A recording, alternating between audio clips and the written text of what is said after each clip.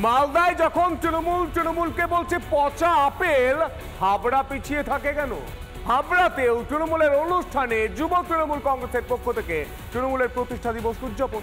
সেখানে দেখা গেল না হাবড়া পুরসভার চেয়ারম্যান নারায়ণ সাহাকে, অথচ সেখানে ছিলেন মন্ত্রী, ছিলেন অন্যান্য কাউন্সিলররাও। সেই অনুষ্ঠান থেকে ঢিল ছোড়া দূরত্বে হলো রক্তদান শিবির। সেখানে ছিলেন পুরসভার চেয়ারম্যান, গেলেন মন্ত্রীও।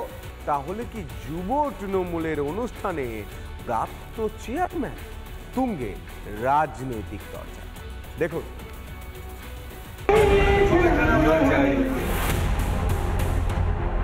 একদিকে তৃণমূলের প্রতিষ্ঠা দিবস, অন্যদিকে রক্তদান শিবির, ঢিলছড়া দূরত্বে দুই অনুষ্ঠান। আর এই জোড়া অনুষ্ঠানের মধ্যে দিয়ে এই নতুন বছরের প্রথম দিনের সামনে চলে এলো তৃণমূলের কোন দলের ছবি। যুব তৃণমূল কংগ্রেসের পক্ষ থেকে তৃণমূলের প্রতিষ্ঠা দিবস পালিত হয় হাবড়ার নখর উখরা মোড়ে। সেখানে খাদ্যমন্ত্রী রথীন ঘোষ সহ হাবড়ার একাধিক তৃণমূল নেতৃত্ব ও কাউন্সিলর উপস্থিত ছিলেন, কিন্তু দেখা মিলল না হাবড়া পুরসভার চেয়ারম্যান নারায়ণ সাহার।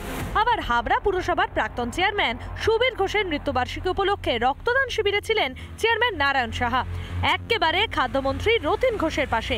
কেন যুব তৃণমূলের অনুষ্ঠানে দেখা গেল না পুরসভার চেয়ারম্যানকে? শাসকের গোষ্ঠী কন্দল প্রশ্ন উঠতেই সাফাই দেওয়ার চেষ্টা করেছেন রথীন ঘোষ ও নারায়ণ সাহা।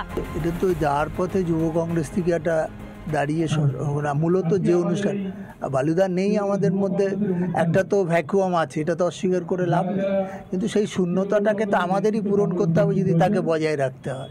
আমার টোটাল বিধানসভা কেন্দ্রে আমাদের অনেকগুলো অনুষ্ঠান চলছে, সেই অনুষ্ঠানগুলো সকাল থেকে শুরু হয়েছে, সেই অনুষ্ঠানগুলোকে শেষ করে আমাকে আসতে হয়েছে। সবাই আমরা একসঙ্গে আছি, তৃণমূল কংগ্রেস ঐক্যবদ্ধ। তবে এত সাফাইয়ের পরেও থামেনি বিতর্ক, বরং দুই অনুষ্ঠানের দুই ছবি ঘিরে তুঙ্গে রাজনৈতিক চর্চা। আমাদের যুবর পক্ষ থেকে ফ্ল্যাগ হোস্টিং হয়েছে, তখন কিন্তু হাবড়ার সমস্ত নেতৃবৃন্দ এখানে এসেছিল।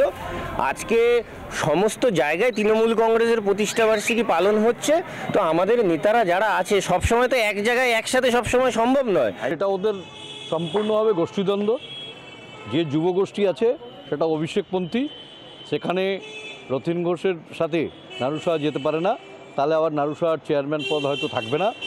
আবার পাশে রথীন ঘোষ যেটা পরের রক্তদান শিবিরে যেতে গেছে সেটা বয়স্কদের প্রোগ্রাম, স্বাভাবিক কারণে দিদির গোষ্ঠী, আর সেখানে গেলে কোনো সমস্যা নেই, সেই জন্যই গেছে।